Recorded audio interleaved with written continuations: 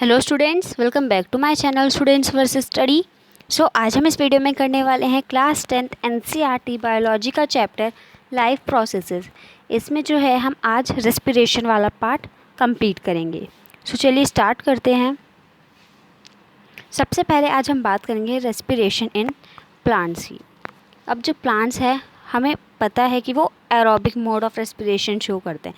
Aerobic mode का मतलब वो ऑक्सीजन यूज़ करते हैं अपने रेस्पिरेशन में। और उनका रेस्पिरेशन कैसे होता है? उनका रेस्पिरेशन होता है डिफ्यूजन के थ्रू। अब क्योंकि जो प्लांट की बॉडी होती है वो इतनी ज़्यादा कॉम्प्लेक्स नहीं होती है, सो इसीलिए उनमें रेस्पिरेशन जो है सिंपल डिफ्यूजन से भी हो जाता है। अब वो डिफ्यूजन की जो डायरेक्शन है वो हमारे एनवायरनमेंट के कंडीशंस पर डिपेंड होंगी कि जहाँ से भी हमें पानी मिलेगा तो रूट्स जो होंगी वो वहीं से जाएंगी, उसमें से ऑक्सीजन एब्जॉर्ब करेंगी इस तरह से, जहाँ पर भी उन्हें ऑक्सीजन मिलेगी इस तरह से। ठीक है। अब जो हमारे प्लांट्स हैं उनके अलग अलग पार्ट्स जो हैं वो अपने अपने तरीके से जो है रेस्पिरेशन करते हैं। फॉर एग्ज़ाम्पल हमारे जो रूट्स हैं उनमें हमारे कुछ रूट हेयर होते हैं, और वो अब क्योंकि जो हमारी रूट वाला पार्ट है, जो उसका रूट पार्ट है प्लांट का, वो मिट्टी में दबा हुआ है। सो मिट्टी में जो है कहीं कहीं पर जो है छोटे छोटे स्पेसेस होते हैं जिनमें ऑक्सीजन प्रेजेंट होती है। सो वहीं से जो है प्लांट की जो रूट्स होते हैं उनमें जो रूट हेयर्स प्रेजेंट होते हैं, सो वो जो है उन्हीं स्पेसेस में से ऑक्सीजन को एब्जॉर्ब करते हैं रेस्पिरेशन के लिए।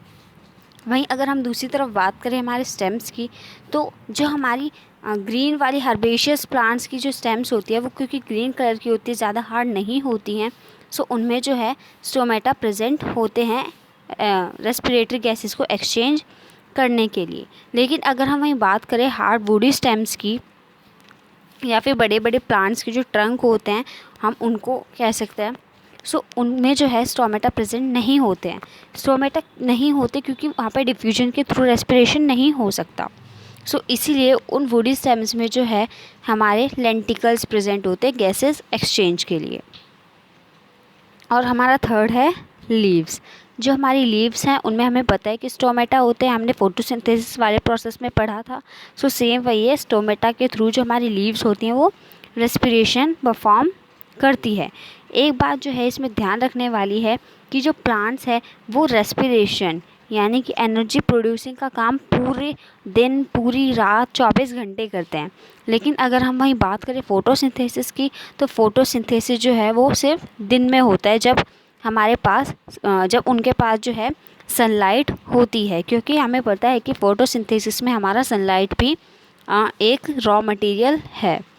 हम यहाँ पर डायग्राम्स भी देख सकते हैं, ये हमारे रूट के लिए हैं कि ये जो रूट हैं इनमें कुछ स्पेसेस हैं, वहीं से जो हमारी ये रूट्स हैं ये हमारा ऑक्सीजन एब्जॉर्ब करेगी। देन ये हमारा जो है लेंटिकल शो किया हुआ है इधर कि हमारे कैसे हार्ड वुडी स्टेम्स में जो लेंटिकल्स होते हैं गैस एक्सचेंज के लिए हेल्प करते हैं। एंड देन ये हमारा लीव्स का दिया है स्टोमेटा का। अब हमें जो है इस वाली स्लाइड में बताया गया है कि दिन में जो हमारी CO2 जनरेट होती है रेस्पिरेशन के दौरान, वो तो हमारी फ़ोटोसिंथेसिस में यूज़ हो जाती है, क्योंकि हमारा जो CO2 है वो हमारा रॉ मटेरियल के तौर पर फ़ोटोसिंथेसिस में यूज़ होता है। लेकिन रात के टाइम पर जो है क्योंकि फ़ोटोसिंथेसिस तो हो नहीं रहा होता है, सो इसीलिए जो प्लांट्स होते हैं वो भी रेस्पिरेशन करते टाइम CO2 छोड़ रहे होते हैं। सो अब क्योंकि वो रेस्पिरेशन में जो है CO2 छोड़ रहे होते हैं, सो यही कारण है कि हमें कहा जाता है कि हमें रात को जो है प्लांट्स पेड़ों के नीचे जो है नहीं सोना चाहिए, क्योंकि वो भी CO2 छोड़ते रहते हैं, हम भी CO2 छोड़ते रहते हैं। सो ऐसा हो सकता है कि हमें सांस लेने में थोड़ी दिक्कत हो जाए। सो इसलिए कहा जाता है कि हमें रात को पेड़ों के नीचे नहीं सोना चाहिए। अब हमारा नेक्स्ट है रेस्पिरेशन इन फिश, यानी कि फ़िश में रेस्पिरेशन कैसे होता है। Fish and other aquatic animals use gills to take up oxygen dissolved in the water and diffuse carbon dioxide out of the bloodstream। यानी कि जो फ़िश और बाकी के एक्वेटिक एनिमल्स हैं वो किसकी हेल्प से रेस्पिरेशन करते हैं? वो यूज़ करते हैं अपने गिल्स को। जो उनकी गिल्स हैं वो उनको बहुत ज़्यादा हेल्प करते हैं रेस्पिरेशन में। जो हमारे ये एक्वेटिक एनिमल्स होते हैं जितने भी, ये पानी में जो ऑक्सीजन डिज़ोल्व होती है सिर्फ उसी को ही जो है यूज़ कर सकते हैं। जो हमारे एटमॉस्फेरिक जो ऑक्सीजन होती है उसको वो यूज़ नहीं कर सकते। अब ये जो हमारे एक्वेटिक एनिमल्स हैं ये हमारे वाटर डिज़ोल्व ऑक्सीजन जो होती है उसको यूज़ करते हैं रेस्पिरेशन के लिए, और कार्बन डाइऑक्साइड को जो है हमारी तरह बाहर छोड़ देते हैं ब्लड स्ट्रीम से। Since the amount of dissolved oxygen is fairly low compared to the amount of oxygen in the air, the rate of breathing in aquatic organisms is much faster than that seen in terrestrial organisms. अब क्योंकि हमें पता है कि जो oxygen हमारे पानी में डिज़ोल्व होती है उसका अमाउंट जो है वो हमारी एटमॉस्फेरिक ऑक्सीजन से कम होता है। सो क्योंकि कम होता है सो उसी की वजह से जो हमारे एक्वेटिक ऑर्गेनिजम्स होते हैं सो उस ऑक्सीजन को यूज़ अप करने में उनको ज़्यादा टाइम नहीं लगता, वो बहुत जल्दी ही उसको यूज़ कर लेते हैं in comparison of are terrestrial organisms. Terrestrial organisms का मतलब जो हमारे लैंड पर रहने वाले ऑर्गेनिजम्स हैं। हम यहाँ पर जो है फ़िश का डायग्राम भी देख सकते हैं। ये उनका गिल है, यहाँ पर इनका कवर भी होता है जिसकी वजह से हमें उनके गिल्स जो हैं दिखाई नहीं देते हैं। जो ऑक्सीजन होता है वो उनके माउथ से जाता है। हमने देखा होगा कि जो मछलियाँ हैं वो अपना मुंह 24 घंटे ऐसे खुल बंद करके रखती हैं। सो ये जो पानी है इसमें से जो ऑक्सीजन है वो इन्हें एब्जॉर्ब करने से वो माउथ के थ्रू जो है पानी अंदर लेंगी, तो उसमें से जो है ऑक्सीजन को यहाँ अपने अंदर ले लेंगी गिल्स में, और गिल्स के थ्रू जो है वो जितना भी पानी होगा वो बाहर निकाल देंगे, और साथ साथ वो ब्लड स्ट्रीम से अपने जो कार्बन डाइऑक्साइड है उसको भी निकाल देंगी। अब आता है हमारा रेस्पिरेशन इन ह्यूमन बींग्स, कि ह्यूमन बींग्स में रेस्पिरेशन किस तरह से होता है। अब ह्यूमन बींग्स में जो है रेस्पिरेशन इतना ज़्यादा सिंपल नहीं होता है। ह्यूमन बींग्स में जो है बहुत सारे ऑर्गन्स जो हैं मिलके एक सिस्टम बनाते हैं जो कि है हमारा रेस्पिरेटरी सिस्टम। ये रेस्पिरेटरी सिस्टम में जितने भी हमारे ऑर्गन्स आते हैं वो हमको हेल्प करते हैं रेस्पिरेशन में। अब इसमें जो हमारे ह्यूमन रेस्पिरेटरी सिस्टम के ऑर्गन्स हैं वो हैं हमारे nose, nasal passage, trachea, bronchi, lungs and diaphragm. So चलिए इनको वन बाय वन अच्छे से पढ़ते हैं, इनके बारे में जानते हैं हम बहुत अच्छे से। सबसे पहले हम बात करते हैं नॉस्ट्रल्स की। ये जो हमारे नॉस्ट्रल्स होते हैं जो कि हमारी नोज़ में जो हमारे 2 नॉस्ट्रल्स प्रेजेंट होते हैं, सो इसमें जो है जब बाहर की जो हवा होती है वो नाक से जा रही होती है, सो वहाँ पर जो है हमारे कुछ फाइन हेयर्स जो हैं प्रेजेंट होते हैं जो कि उस एयर को जो है अच्छे से फ़िल्टर कर देते हैं जिससे कि हमारे शरीर में कोई भी कूड़ा कचरा ना जाए। और जो म्यूकस एक जो है चीज़ प्रेजेंट होती है जो कि हमारा म्यूकस है वो भी फिल्टरिंग में हेल्प करता है हमारी एयर की। देन हमारा सेकंड है फेरिंग्स। फेरिंग्स जो है वो हमारा नसाल चैम्बर जहाँ पे ख़त्म होता है वहीं से हमारा फेरिंग्स शुरू होता है। फेरिंग्स जो है मैं आपको पहले भी बता चुकी हूँ। फिर थर्ड है हमारा लैरिंग्स जिसको हम साउंड बॉक्स या वॉइस बॉक्स के नाम से भी जानते हैं, जो कि हमको साउंड प्रोड्यूस करने में बहुत ज़्यादा हेल्प करता है। Then next is trachea. Trachea जो है उसका साइंटिफिक नेम है, जो उसका कैजुअल नेम है वो है विंड पाइप, और ईसोफेगस जो है वो भी हमारे फूड पाइप का साइंटिफिक नेम है, कैजुअल नेम उसका फूड पाइप है। अभी जो हमारा ट्रैकिया है इसमें कुछ कार्टिलेज रिंग्स भी प्रेजेंट होती है जिससे कि अब इन कार्टिलेज रिंग्स का काम क्या होता है, इनका काम होता है कि ये देखे कि जो एयर पास हो रही है वो अच्छे से हो जाए, उसका अच्छे से पास होना भी ज़रूरी है। सो इन कार्टिलेज रिंग्स का काम यही होता है कि वो एयर को जो है अच्छे से पास करवाए जिससे कि जो ह्यूमन की बॉडी है वो कोलैप्स ना करने लगे। फिर ये जो हमारी ट्रैकिया है ये बाद में जाके 2 ट्यूब्स में डिवाइड हो जाते हैं जिनको हम ब्रोंकाई कहते हैं, और फिर वो जो ब्रोंकाई हैं वो ब्रांचेस की तरह जो है ये डिवाइड हो जाती हैं ब्रोंक्यूल्स में। अब हर एक ब्रोंक्यूल में जो है हमारे एल्वियोलाई यानी कि हमारे जो बलून लाइक स्ट्रक्चर्स होते हैं जो कि हमारे एक्सचेंज ऑफ गैसेस के लिए हेल्प करते हैं वो हमें देखने को मिलते हैं।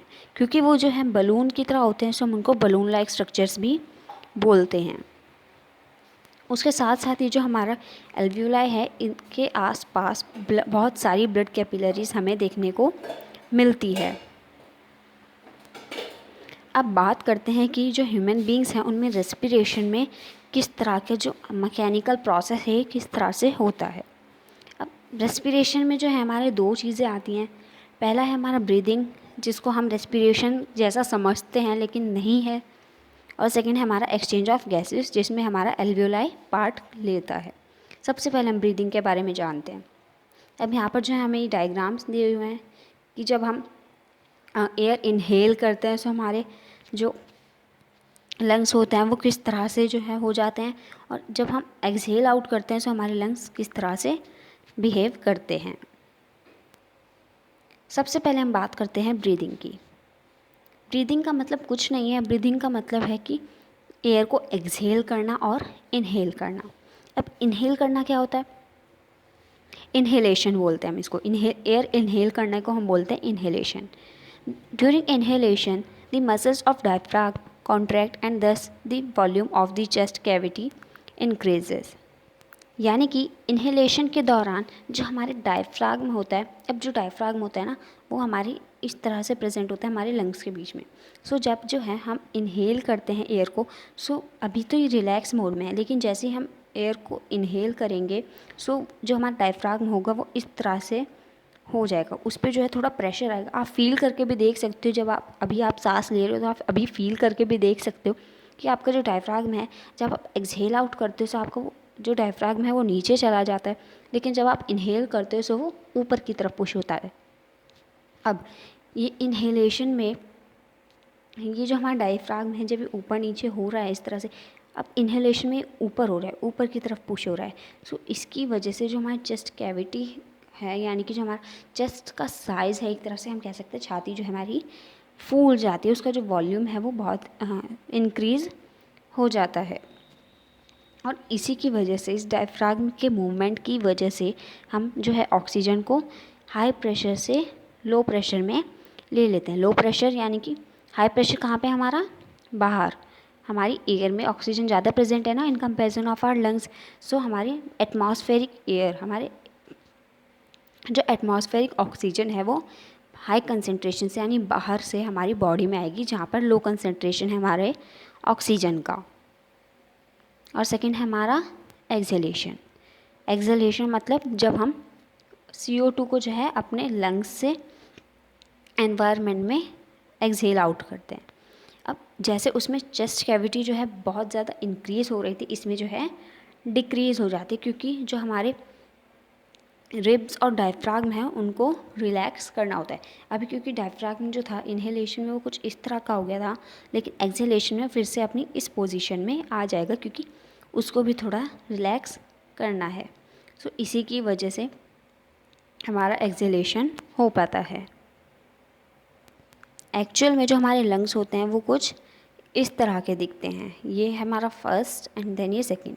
ये हमारा जो है ट्रैकिया है, फिर हमारे दो ब्रोंकी ऐसे डिवाइड होती हैं और फिर वो ऐसे ऐसे ब्रांचेज में कुछ डिवाइड होती हैं, और यहाँ पर हमारे balloon like structure alveoli present होते हैं।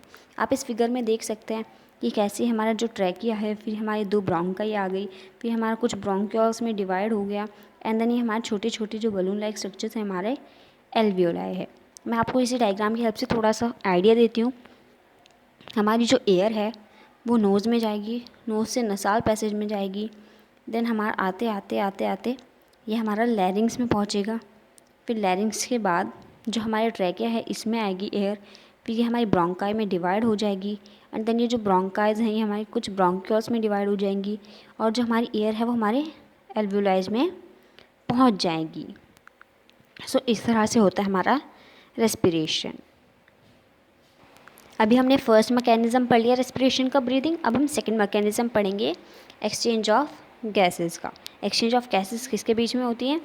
एल्वियोलाई और ब्लड के बीच में जो है हमारी गैसेस एक्सचेंज होती है। जो एल्वियोलाई है वो हमारे गैसेस एक्सचेंज के लिए जो है, जिससे कि हमारे जो गैस एक्सचेंज का काम है वो अच्छे से हो जाए। सो उसकी वजह से जो हमारा एल्वियोलाई है वो हमें एक बड़ा सा सरफेस एरिया प्रोवाइड करता है अच्छे से गैसेस एक्सचेंज परफॉर्म करने के लिए। और ये जो हमारी एल्वियोलाई है इनके आसपास हमें बहुत सारी ब्लड वेसल्स जो हैं देखने को मिलती हैं। इन्हेलेशन के दौरान हमने अभी देखा था कि जब हम एयर को इन्हेल करते हैं सो वो हमारे लंग्स में पहुंच जाते हैं, और हमारे जितने भी एल्वियोलाई होते हैं उसमें अच्छे से फिलअप हो जाती है। The oxygen in the alveolar air taken up by blood in the alveolar blood vessels to be transported to all the cells in the body through diffusion। यानी कि हमारे एल्वियोलाई में जितने भी एयर प्रेजेंट होती है उसको जो ब्लड होता है वो हमारे एल्वियोलाई के आसपास वाली ब्लड वेसल्स में जो है भेज देता है, जिससे कि वो ब्लड वेसल्स जो हैं जो कि हमारी बाकी के ब्लड वेसल्स से कनेक्ट है, सो वो ब्लड वेसल्स हमारे उस एयर को जो है पूरी बॉडी में, हमारी बॉडी के सारे सेल्स में जो है ट्रांसपोर्ट कर दे। During the breathing cycle, when air is taken in and let out, the lungs always contain a residual volume। यानी कि जब हमारे ब्रीदिंग का प्रोसेस हो रहा होता है, हमारा इन्हेलेशन एक्सहेलेशन हो रहा होता है, सो जब हम ये एयर अंदर लेना बाहर लेना ये काम कर रहे होते हैं, सो एक माइक्रो सेकेंड, एक मैक्रो सेकेंड, माइक्रो सेकेंड भी ऐसा नहीं होता है कि हमारी बॉडी में, हमारे लंग्स में, हमारे एल्वियोलाई में एयर थोड़ी सी भी प्रेजेंट ना हो। हमारे जो लंग्स होते हैं उनमें हमेशा हमेशा मतलब बिल्कुल हमेशा एक माइक्रो सेकेंड के लिए भी हमारे लंग्स बिना एयर के नहीं होते हैं, क्योंकि अगर ऐसा हो जाएगा तो हमें सांस लेने में बहुत ज़्यादा दिक्कत हो सकती है and can result in death of a person. So इसीलिए मैं आपको बता रही हूँ, आपसे पूछा जा सकता है, तो इसीलिए जो हमारे लंग्स होते हैं उनमें हमेशा रेजिडुअल वॉल्यूम यानी कि थोड़ी सी मात्रा हमेशा रहेगी हमारी एयर की, यानी ऐसा नहीं होगा कि उसमें हमारे जो लंग्स हैं उनमें एयर प्रेजेंट ना हो। और इसका एक रिज़ल्ट ये भी होता है कि हमारे जो ऑक्सीजन लेने का काम होता है और कार्बन डाइऑक्साइड छोड़ने का काम होता है वो भी हमारा अच्छे से हो जाता है, क्योंकि हमारा थोड़ी सी एयर जो है हमेशा प्रेजेंट होती है हमारी लंग्स में। क्योंकि अगर नहीं प्रेजेंट होगी और हम सारी एयर को एक्सहेल कर देंगे तो हमारी बॉडी जो है कोलैप्स करने लगेगी ना, हम जो है बहुत ज़्यादा सफोकेशन सा महसूस करने लगेंगे, हमें लगेगा कि हमें सांस नहीं आ रहा है। सो इसीलिए हमारे लंग्स में हमेशा एक residual volume of air present होती है। अब हम बात करेंगे डिफ्यूजन एंड रेस्पिरेटरी पिगमेंट की। When the body size of animals is large, the diffusion pressure alone can't take care of oxygen delivery to all parts of the body। यानी कि अब क्योंकि एनिमल्स की, ह्यूमन बींग्स की जो body size होती है, क्योंकि बहुत ज़्यादा बड़ा होता है ह्यूमन बींग्स या एनिमल्स का साइज़, उसके साथ साथ उनकी बॉडी जो है काफ़ी ज़्यादा कॉम्प्लेक्स होती है। सो उसमें हमारा डिफ्यूजन से जो है ये रेस्पिरेशन का काम नहीं हो सकता है। सो इसीलिए हमारे पास इतने सारे रेस्पिरेटरी ऑर्गन्स हैं जो कि मिलके हमारा रेस्पिरेटरी सिस्टम बनाते हैं। सो अब क्योंकि डिफ्यूजन के प्रोसेस से हमारा एक्सचेंज ऑफ गैसेस नहीं हो सकता, इसीलिए हमारी बॉडी में एक रेस्पिरेटरी पिगमेंट प्रेजेंट होता है, जिससे कि हम ऑक्सीजन को अंदर ले सके और जो हमारा कार्बन डाइऑक्साइड है, CO2 है, उसको बाहर एक्सहेल आउट कर सके उसको। और वो रेस्पिरेटरी पिगमेंट कौन सा है? ह्यूमन बींग्स की बात करें तो उनमें एक रेस्पिरेटरी पिगमेंट है जो कि है हीमोग्लोबिन, और इसमें जो है ऑक्सीजन जो है बहुत ज़्यादा मात्रा में होता है। This pigment is present in red blood cells, यानी कि जो हमारा पिगमेंट है हीमोग्लोबिन नाम का, ये हमारा रेड ब्लड सेल्स में प्रेजेंट होता है, हमारी RBCs में प्रेजेंट होता है। अभी हमने देखा कि हीमोग्लोबिन जो है हमारा, इसकी ऑक्सीजन के साथ बहुत बनती है। और वहीं अगर हम बात करें हमारे कार्बन डाइऑक्साइड की, सो कार्बन डाइऑक्साइड जो हमारा वाटर में बहुत ज़्यादा सॉल्यूबल है इन कंपैरिजन ऑफ ऑक्सीजन, और इसीलिए जो हमारा कार्बन डाइऑक्साइड है हम इसको जो डिज़ोल्व फॉर्म में ही जो हमारा ब्लड होता है वो इसको ट्रांसपोर्ट करता है। एक बार फिर से बता रही हूँ, ह्यूमन बींग्स में जो एक रेस्पिरेटरी पिगमेंट होता है हीमोग्लोबिन नाम का, जिसमें ऑक्सीजन जो है काफ़ी अच्छी मात्रा में होती है। ये पिगमेंट हमारा रेड ब्लड सेल्स में प्रेजेंट होता है। कार्बन डाइऑक्साइड जो है हमारा वाटर के ऑक्सीजन के कंपैरिजन में वाटर में ज़्यादा सॉल्यूबल होता है, और इसलिए जो हमारा कार्बन डाइऑक्साइड है हम इसको ब्लड में हमेशा डिज़ोल्व फॉर्म में जो है ट्रांसपोर्ट करते हैं। सो आई होप कि आपको ये सारे कॉन्सेप्ट्स क्लियर हो गए होंगे। Thanks for watching.